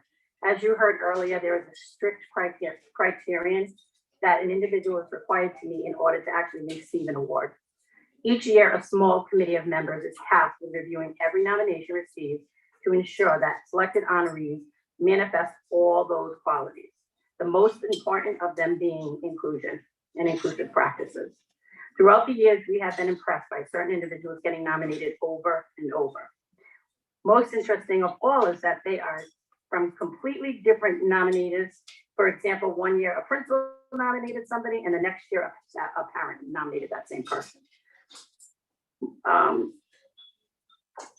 This speaks volumes about their innate ability to do their job.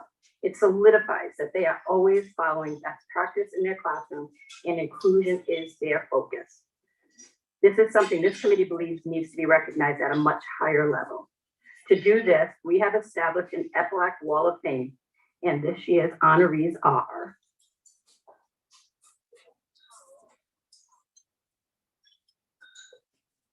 Kimberly Forrest, Karen Scarborough, Brittany Kobisi, Tiffany Arroyo, Marlene Walmsley, and Terry Berry.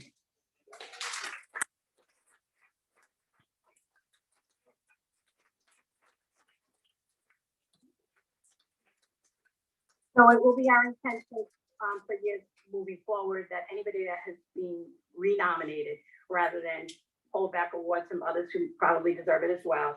They'll just be added each time to that wall. And I believe we're working with the superintendent and Miss Anderson on where we might store that beautiful board.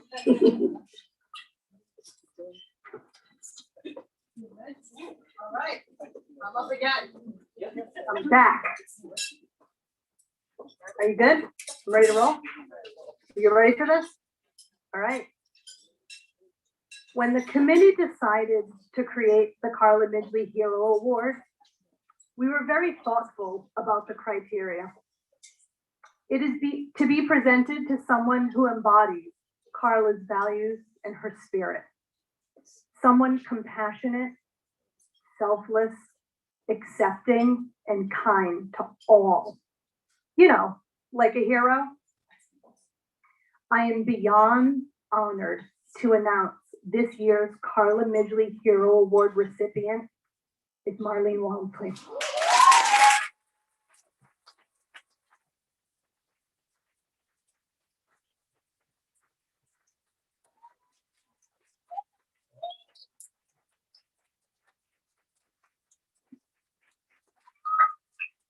As Marlene makes her way up here, I'm also going to ask to be joined by Miss Dana Wall and John Midgley.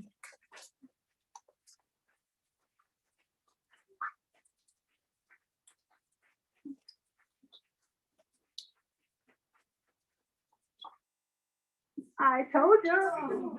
Yeah, I was going to make you cry. Okay. I first met Miss Marlene when my soon-to-be senior was in first grade. She took the time to get to know him and quickly learned what he needed to be successful in the classroom. She was a constant and a comfort to my son throughout elementary school.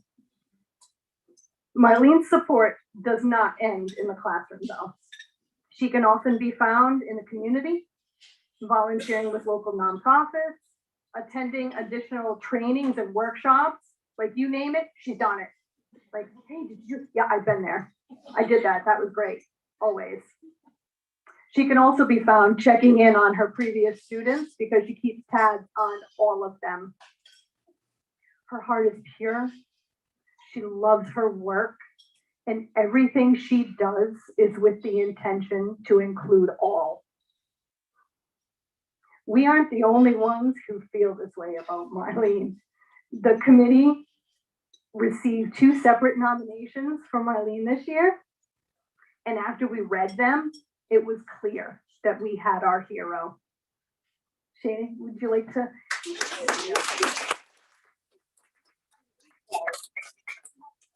Oh, okay. Congratulations. I'm caught off guard. Sorry. So yeah, that's beautiful.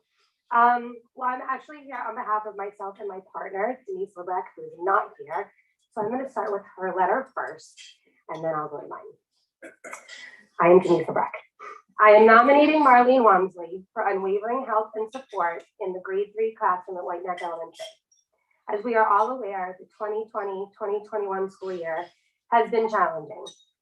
Marlene is in this room as a support for a student that has spent the last 3 years in a self-contained classroom. She has helped this student integrate smoothly into a classroom with constant challenges. We started the year in a very large area with 25 students, but during the second semester, grade 3 had to be split between 2 groups of 16, including distant learners on top of that.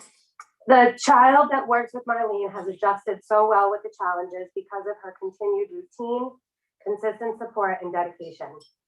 She has spent an immense amount of her own personal time searching and creating challenging activities for the student based on the goals in the IEP.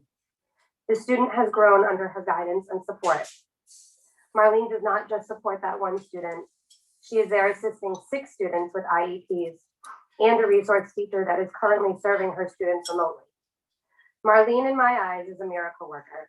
She has been a tremendous help to myself and Ms. Walsh on a daily basis. She has helped us to help our students. Marlene Walmsley is an amazing person that truly deserves to be recognized by the EPLAC committee. Okay. As a classroom teacher, entering into this COVID guideline school year, tensions were high. How would all of this work? How do we manage the in-person and distance learning simultaneously? How will teachers and students manage the social, emotional, and academic demands of the daily grind? These are still questions I ask myself every day, and it's only June. My name is Shana Walsh, and I teach grade 3 math and science at White Neck Elementary. I'm going to try my best, but it is difficult to figure out how to truly explain the immense and positive impact that Marlene Walmsley has made on not only our grade 3 students, but on myself and my teaching partner. Marlene was assigned to our grade to be a support in our Gen Ed grade 3 classrooms. Marlene surpasses the definition and expectations of what her job description might say on paper. Day in and day out, Marlene shows up to work early. She is prepared for whatever that day could possibly throw at us. She has a positive attitude and brings nothing but good energy and vibes to everyone around her. She listens, like truly listens, and then she problem solves. She thinks about so many logistics that make our classroom operate. She is always 5 steps ahead of me, knowing what she needs to do for her students. After 14 years of teaching, none of which included having a teaching assistant, I am in awe of Marlene and what she does. She has created management systems and routines that allow students with IEPs to experience a seamless transition into a rigorous academic setting. The academic shift in demand between grade 2 and 3 is massive. Some of our students transitioned from a self-contained grade 2 to full-time inclusion in Gen Ed grade 3, all while in the midst of a pandemic. She assists with behavior management of students. She takes time to search for and create interventions for her students to help them meet expectations successfully. She gathers, collects, and analyzes student work and data, all while focused on each of their individual learning goals and needs. She knows and manages 6 different student schedules of what those and when the days and times of services are provided, what time they need to be on Google Meets, and with who. Without Marlene Walmsley, I would have been lost this year. With patience, poise, and a sense of calm, she helps me manage my day, every day. I consider myself, my students, and my coworkers so incredibly lucky and blessed to have the opportunity and privilege to work with Marlene. She has done it all. She's a jack of all trades. She is a mother, a wife, a classroom teacher, support staff, kindergarten assistant. Anyone who has worked with Marlene will attest to the fact that she really does it all. The support and services she has provided to her students throughout this extremely difficult school year have enabled them to grow academically, socially, and emotionally.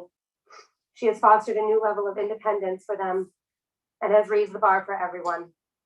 Our students push themselves to higher expectations because of who she is for them. What these students have achieved because of Marlene, it's changed their world in so many positive ways. For her efforts, dedication, caring, patience, and expertise, Marlene Walmsley is so deserving of this recognition and award.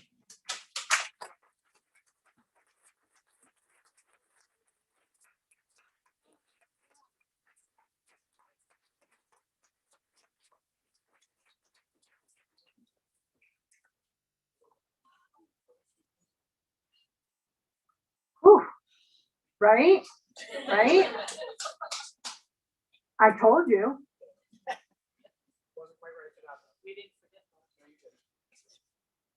And now it's time for our favorite award of the night. Our student, Jayden Hamroni from Martin Middle School, nominated by Jody Audette and Kelly Richardson.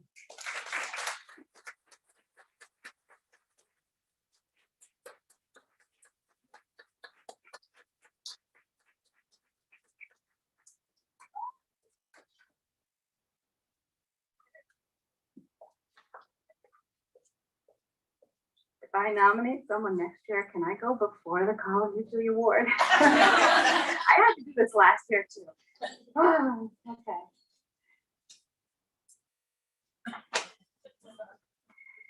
We would like to nominate Jayden Hamroni for an EPLAC award. Jayden has a twin brother, Jason, who also attends Martin Middle School.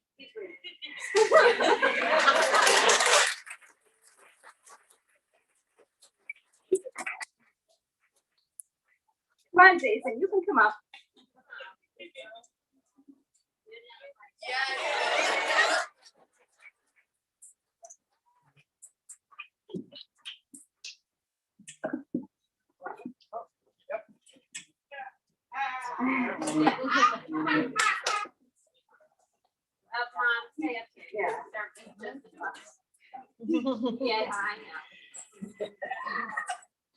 When Jayden and Jason were in 7th grade, Jayden willingly participated along with Jason in the unified basketball team, and the pair were a valuable asset to our team.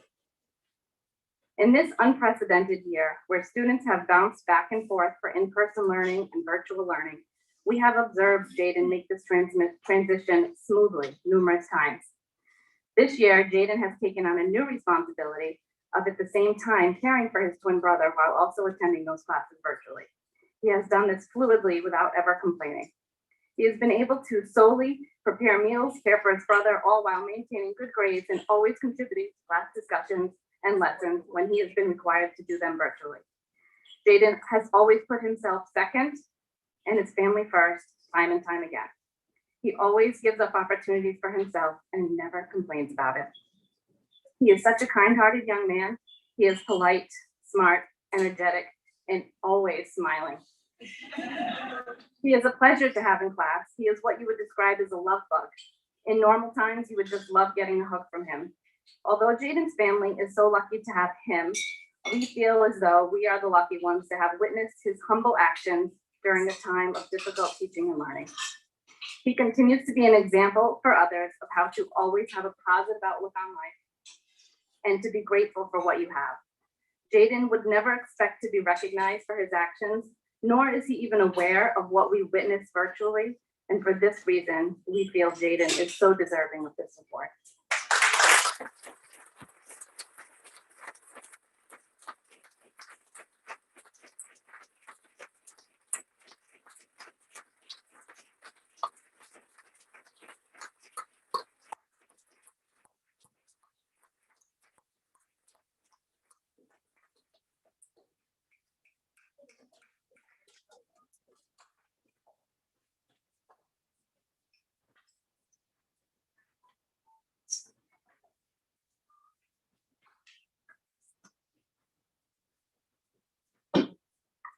You're going off script.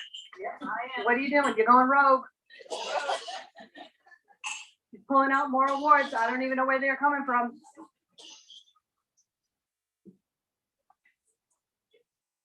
We have a kindness award for Katie Capuccio for submitting a nomination. Yeah!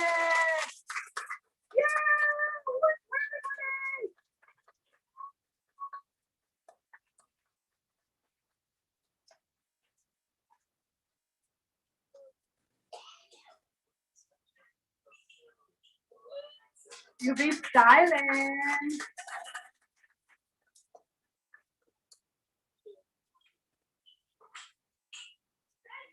We have another kindness award for Mr. Tommy Newman.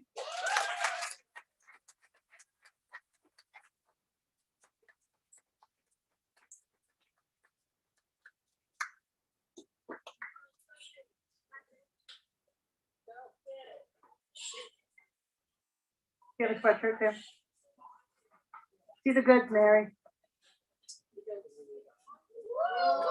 You might need that in here. It's getting a little chilly.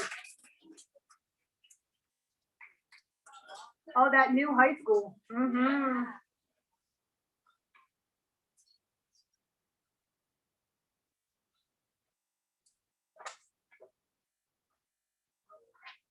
She's still rogue.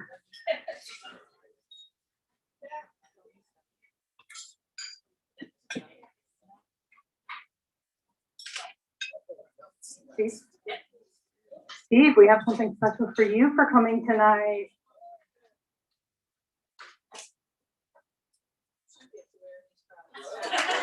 Represent.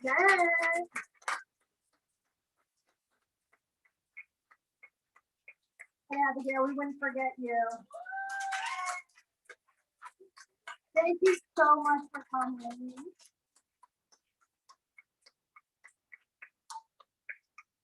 Are we giving anything else out? You have nothing else? You sure? I'm good. Okay. All right, I'll turn it over to you then. Okay. Oh, can I see that? Those little pieces of paper. We want to announce the 5 recipients that won the butterfly book from Abigail. Okay. Laura Elsin, and they are autographed by Miss Abigail, so they're extremely special. Amy Moran, Marlene Walmsley, Iananza Galan,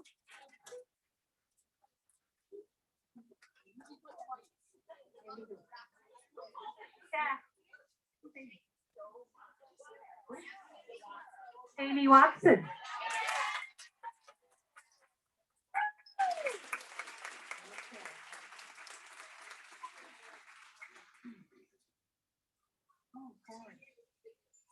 Karen, could you come up to the podium, please? You're supposed to read this. Just say. Do you have a number? So these are the individuals that were nominated. You can see their wonderful board. We have all of their letters up here as well. As we said earlier, there's so many people that deserve this award, and not everybody can get it, but they have beautiful letters as well. Their names are Tiffany Arroyo from Waddington Elementary, Shannon Barnowski from Riverside Middle School, Justine Parody from Hennessy, Angelo Peasy from East Providence High School, Terry Berry and Sarah Marion from White Neck, Cassidy Mashel from Martin Middle School, Stephanie Edwards from Waddington, Deborah Hayes from Kent Heights. Donna Parucci was also nominated by a couple of other folks from Kent Heights. The Orlo team, there was another team from Orlo that was actually nominated this year as well. And they are actually some of our recipients on the wall of fame. Kim Forrest, Karen Scarborough, Brittany Kobisi, and Megan Cardillo. And then the Hennessy team, there was a Hennessy IEP team that was recognized by Kimberly Magatrigiano.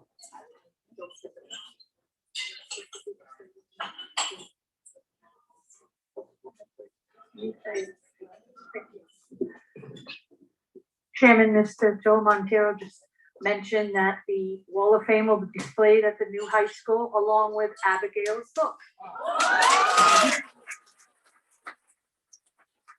You will find a home somewhere in that big, beautiful new high school.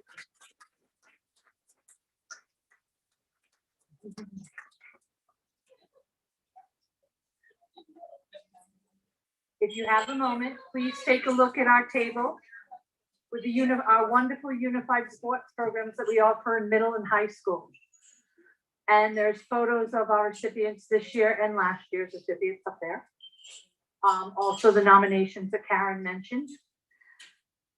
We would also like to recognize the PTA and thank the PTAs, PTOs, and PTSAs for their generous donations through the years. Greg Amore for his generous donation of the hoodies last year. Also to the others who donated monetarily or with their time. The Riviera Restaurant for this delicious food. Taunton Avenue Bakery for those decorative cookies, really good job. And they're on their social media website, just saying, so we're getting more publicity. So I've heard.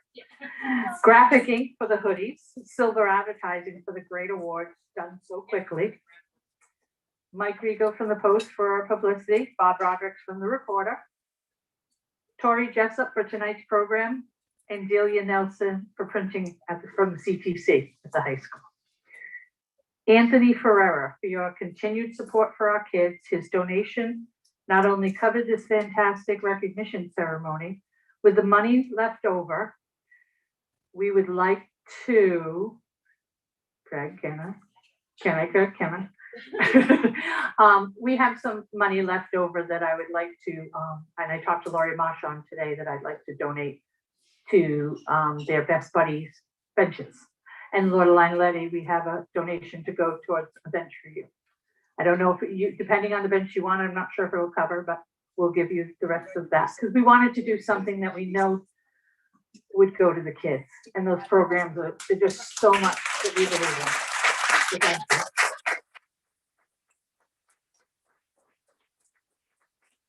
We would also like to thank our committee members for their assistance tonight. I would also like to recognize Karen Rebello from Martin Pre-K for her amazing assistance, putting together all our workshops, Zoom links together this year, along with her assistance all year with the EPLAC. They wouldn't have been possible without her tireless help. Leslie Anderson for your continued support of our committee. Thank you, and I hope you all enjoyed the food and have a wonderful evening.